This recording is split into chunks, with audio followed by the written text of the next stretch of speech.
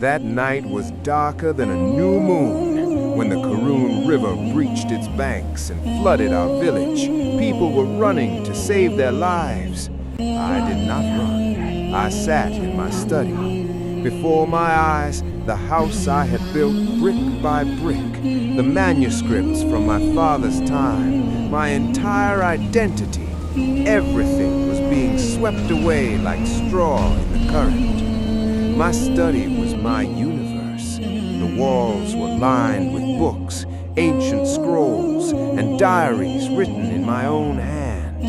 When the first rush of water entered the room, I pressed my favorite books to my chest. I thought that if these papers survived, my existence would survive. But as the walls began to crumble one by one, I realized what a grand illusion I had been living in.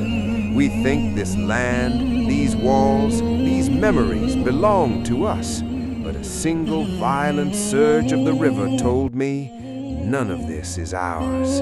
These are merely containers for time. I climbed onto the roof. There was only water everywhere. In the distance, I heard the wails of others, someone searching for their child, someone for their cattle. I was not crying then. I watched in awe as the river treated the fine furniture of my mansion like mere toys. 20 years of my savings, my honor, my identity, all shattered in an instant. That night, for the first time, I felt how fragile we truly are. Sitting on the roof, I suddenly remembered the small string of prayer beads in my pocket, a gift from my grandfather. I checked, it was gone. I shook my pocket, everything was lost. A strange emptiness welled up within my chest. Along with everything else, the last physical symbol of my faith had also vanished. I looked up at the sky, soaked to the bone in the pouring rain. I shouted, "Oh my Lord, you have taken everything! My house, my books, my name. Did all of this belong to you?" In the midst of that darkness, beneath the roar of the water, I received an answer, not in words, but in a piercing realization. It was as if someone whispered, "I have stripped away your identity so that you may know me anew." After this epiphany, the fear inside me melted like ice. I understood that the river had not committed an act of destruction. It had flowed over me to purify me. I had been a prisoner in a cage of my own making. Today, the river broke that cage. The next morning, it had been about 5 years since I adopted this new philosophy regarding the river. People now call me the sage of the river. I have no ego left, no regrets, but the greatest test of my life arrived on a night of torrential rain. That year, the waters of the Karun River began to rise again, as if history were determined to repeat itself. The villagers were panic-stricken. They were running in every direction, the elderly, women, children, and livestock, all rushing toward the high embankment.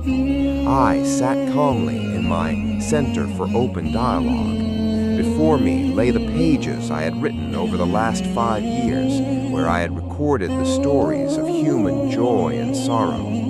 People believed this was my new wealth, my new book. Suddenly, the village headman came running. "Shake! Flee! The water has breached the embankment. There is no saving this now." I smiled. I said, "You go. I will stay here."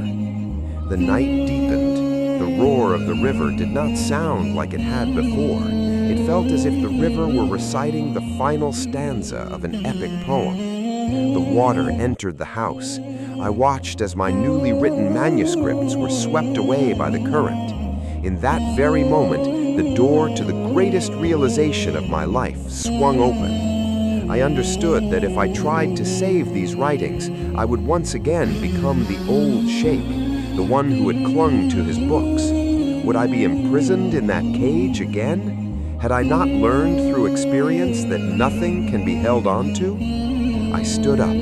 The house was swaying, the walls were collapsing. I began to walk with a profound sense of peace that burned like fire.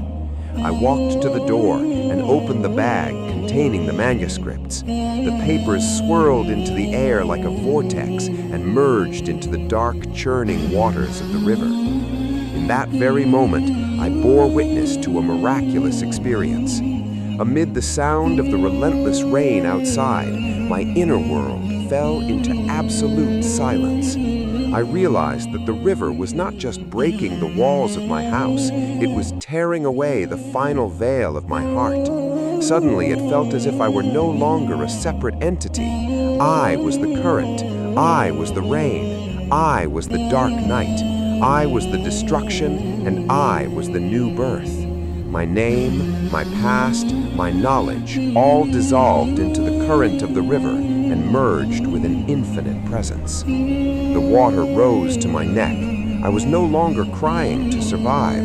I was experiencing the very source of existence. It felt as if I had been waiting for this single moment for 1,000 years, a moment where nothing remained of the I. The next morning, the water receded. People searched and found that my house was gone. There was no trace of me. They thought I had been swept away and perished. They went to the riverbank and began to weep for me. But suddenly, they saw me sitting motionless on the sandbar where the river takes a bend. I was alive, yet I was not the same person. I was simply sitting there. They asked me, "Sheikh, how did you survive? All your manuscripts, all your knowledge were washed away. Do you remember anything?"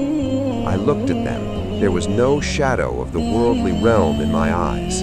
I smiled, a strange, enigmatic smile, devoid of pain, filled only with boundless serenity. I said, "I have not been swept away. I have merged. The books I wrote were merely fingers pointing toward the moon. You see the river, but I see the master who is driving the river toward the infinite. The river did not take everything from me.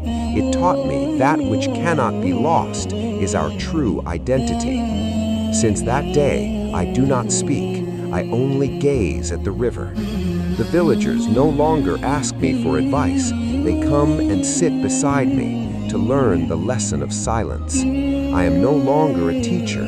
I am merely a living proof that the universe bestows its greatest kingdom upon the one who can smile even after losing everything.